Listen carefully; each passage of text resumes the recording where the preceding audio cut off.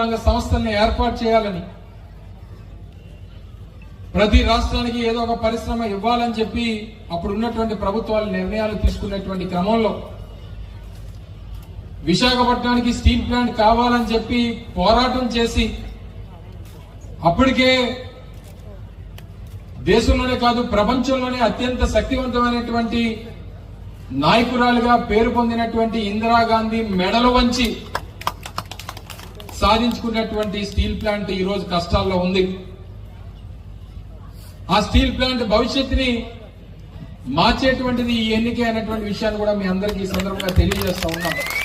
రాజకీయ పార్టీలకు ఓటేస్తే వారు తీసుకున్నటువంటి నిర్ణయానికి మద్దతు పలికినట్టు అవుతుందా లేదా ఒక్కసారి ఆలోచన చేయమని చెప్పి కోరుతా ఉన్నాం. మరి ఇటువంటి సందర్భంలో కూటమికి ఓటు కాదు, ఓటమికి తప్పదు అనేటువంటి విషయాన్ని మీరు అందరూ కూడా తెలియజేయాలని చెప్పి